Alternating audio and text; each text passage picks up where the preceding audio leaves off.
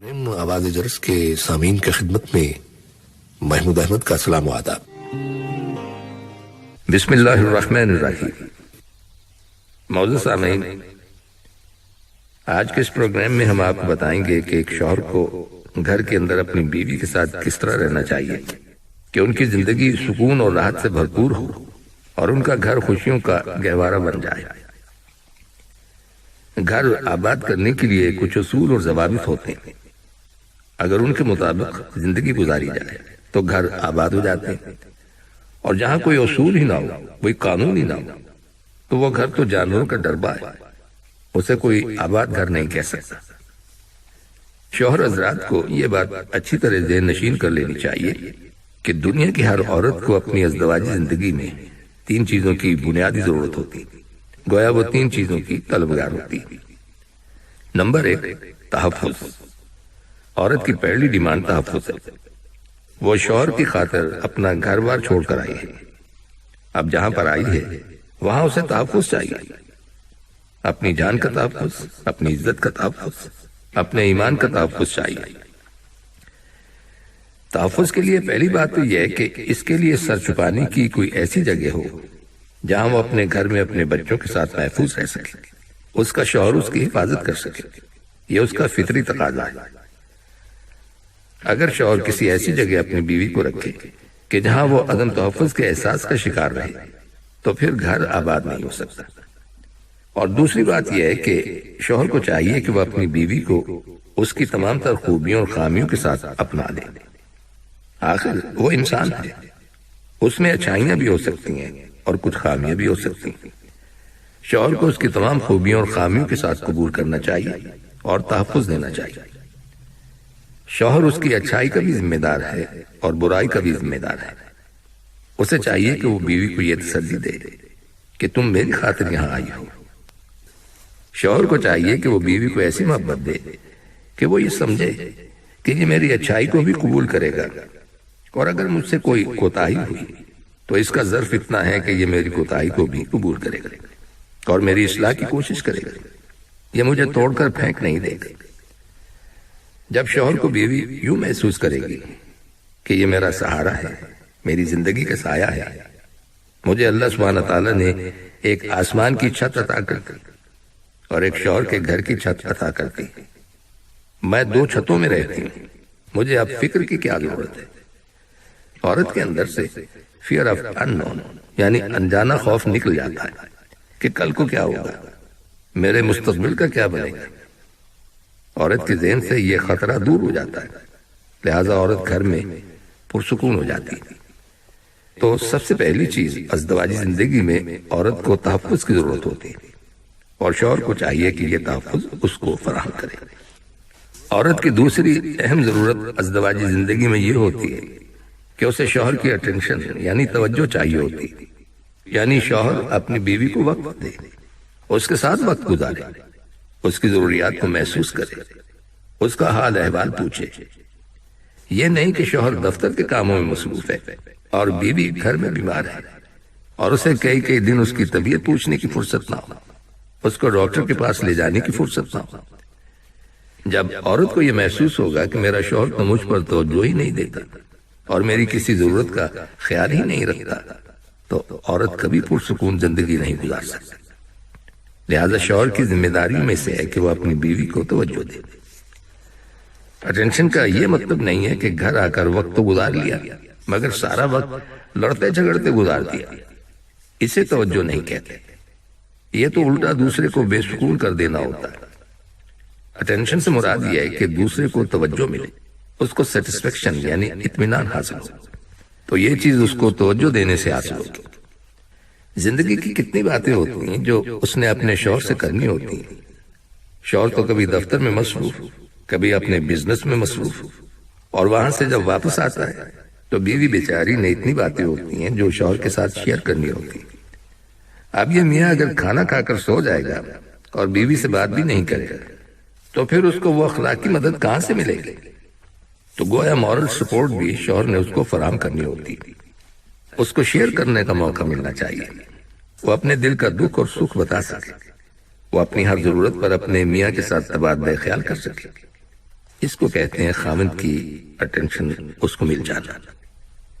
اب دیکھیے ہمارے یہاں ہوتا کیا ہے، میاں باہر سے آیا اور بیوی اس کے لیے بنی سنوری اور گھر کو صاف ستھرا کر کے کھانا تیار کر کے بیٹھی کہ شوہر آئے گا اور میرے ساتھ کھانا کھائے گا۔ شوہر صاحب اپنے دفتر کے یا اپنے کسی بزنس کے معاملے میں موڈ آف کر کے آئے اور آتے ہی کہنے لگے کہ کھانے کی ضرورت نہیں ہے، میں تو بس سوؤں گا۔ سوچئے کہ پھر اس بیوی کے دل پر کیا گزرے گی۔ اگر شوہر بیوی کو توجہ نہ دے تو بیوی کو کبھی سکون نہیں مل سکتا۔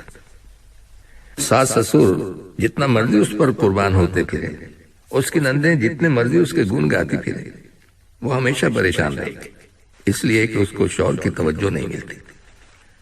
اور ایک تیسری چیز کو بیوی چاہتی ہے کہ جب میں شوہر کے لیے ہر چیز کی حفاظت کرتی ہوں اور شوہر کے کہنے کے مطابق ہر کام کو پورا کرتی ہوں تو میرے اچھے کام پر مجھے شاباش ملنی چاہیے، تعریف ہونی چاہیے اور میری قدر ہونی چاہیے۔ جب بیوی اچھے کام کرے اور شوہر اس کی پرواہ نہ کرے تو پھر بیوی کو کہاں سے سکون ملے گا، کیونکہ اس نے تو بیوی کی کسی اچھی بات کی طرف دھیان ہی نہیں دیا۔ بیوی اس کی خاطر اچھے اچھے کھانے بناتی ہے، یہ کھا تو لیتا ہے مگر کوئی ایک بات ایسی نہیں کہتا جس سے اس کی حوصلہ افزائی ہو یا جس سے اس کو تسلی آمیز کلمات مل جائے، اس کو شاباش مل جائے، تو پھر بیوی کو سکون کہاں سے ملے گا۔ اس لیے کہ تعریف انسان کی فطرت ہے، ہر بندہ اچھا کام کرتا ہے تو چاہتا ہے کہ میرے اچھے کام کو سراہا جائے۔ اگر کوئی اچھے کو اچھا نہ کہے تو اس کا دل ٹوٹتا ہے، اس لیے کہ یہ فطری تقاضا ہے۔ شوہر کو اپنی بیوی کو یہ تینوں بنیادی چیزیں فراہم کرنی چاہیے۔ اکثر لوگوں کو دین کا علم نہیں ہوتا، اس لیے شوہروں کی جانب سے کوتاہیاں ہوتی، غلطیاں ہوتی۔ اور اب یہاں ہم آپ کو چند ایسی خطرناک غلطیوں کے بارے میں بتائیں گے جو اکثر و بیشتر شوہر حضرات کر لیتے ہیں اور جن کی وجہ سے گھر کی زندگی بے سکون ہو جاتی۔ شوہر حضرات کو چاہیے کہ وہ اس کو توجہ سے سنیں، دل کے کانوں سے سنیں اور ان باتوں کو اپنے پلے باندھیں۔ پہلی غلطی جو عموماً آج کل شوہر کرتے ہیں وہ یہ ہے کہ وہ اپنی بیوی کو نظر انداز کرتے ہیں، بیوی کو وقت نہیں دیتے۔ محفل میں بیٹھیں گے تو اور لوگوں کو توجہ دیں گے، بیوی کی طرف دھیان نہیں دیں گے۔ اگر رشتہ داروں کی عورتیں آ گئیں تو ان کے ساتھ بڑی خوشی سے باتیں کریں گے، مگر بیوی کے ساتھ بات کرنے کی فرصت نہیں۔ اول تو گھر میں آتے ہی دیر سے ہیں، اگر آ بھی جاتے ہیں تو ادھر ادھر کے کاموں میں مصروف رہتے ہیں۔ یہ بات یاد رکھیے کہ اپنی بیوی کو نظر انداز کرنا بہت بڑی غلطی ہے۔ اس کے بارے میں کتنی ہی حکایتیں اور داستانیں معاشرے میں دیکھنے اور سننے کو ملتی ہیں۔ شوہر یہ سمجھتا ہے کہ یہ تو میری اب بیوی ہے، اب اس کو توجہ دینے کی یا محبت دینے کی کیا ضرورت ہے۔ شوہر کو چاہیے کہ اپنی بیوی کو بھرپور توجہ دے، اس کو محسوس کروائے کہ تم میرے نزدیک بہت کچھ ہو اور میرے دل میں تمہارا بڑا مقام ہے۔ اس طرح بیوی کو تسکین مل جاتی۔ آپ نے دیکھا ہوگا کہ بعض دفعہ کچھ لوگ آپس میں بیٹھ کر باتیں کرتے ہیں کہ جی میں نے کبھی بیوی کو ویلیو ہی نہیں دی، تو وہ پرلے درجے کے بے وقوف ہوتے ہیں، ان کو شریعت کا پتہ ہی نہیں ہوتا، لگتا ہے کہ شریعت کی آواز ہی نہیں لگی ہوتی، اس لیے وہ اپنے منہ سے کہتے ہیں کہ ہم تو اپنی بیوی کو نظر انداز کرتے ہیں، جو کہ بہت بڑی حماقت ہے۔ ایک اور خطرناک غلطی شوہر یہ کرتے ہیں کہ بیوی کے سر پر ہر وقت طلاق والی تلوار لٹکائے رہتے ہیں۔ یہ ماحول اکثر دیہاتوں میں ان پڑھ لوگوں میں ملتا ہے۔ ذرا سی کوئی بات ہوئی، میں تمہیں فیصلہ دے دوں گا، میں تمہیں گھر پہنچا دوں گا، میں تمہیں چھوڑ دوں گا، تم کیا سمجھتی ہو اپنے آپ کو، مجھے کئی رشتے ملتے ہیں۔ یاد رکھیے جس شوہر نے بیوی کے سر پر طلاق والی تلوار لٹکا دی، اب اس بیوی کو کبھی سکون نہیں ملے گا۔ شوہر تو ایک دفعہ کہہ کر چلا گیا کہ میں تمہیں طلاق دے دوں گا، لیکن وہ یہ نہیں سوچتا کہ بیوی کے ذہن کے اندر کیا طوفان مچ گیا، اس کو تو اپنی ذات بے سہارا نظر آنے لگی۔ اب وہ بیٹھ کر سوچتی رہتی ہے کہ اگر یہ بندہ مجھے چھوڑ ہی دے گا تو میرا بنے گا کیا۔ اب وہ کیا کرتی ہے، یا تو پھر اپنے والدین سے اپنی کوئی شرط اور پکی کر لیتی ہے، ان کو اپنی ہر بات میں رازدار بناتی ہے، تاکہ اگر مجھے شوہر کبھی دھکا دے دے تو کم از کم میں اپنے ماں باپ کے پاس تو چلی جاؤں، کیونکہ اب اس کو احساس تحفظ نہیں رہا۔ کبھی وہ یہ سوچتی ہے کہ اگر شوہر مجھے چھوڑ دے تو میں کیا کروں گی.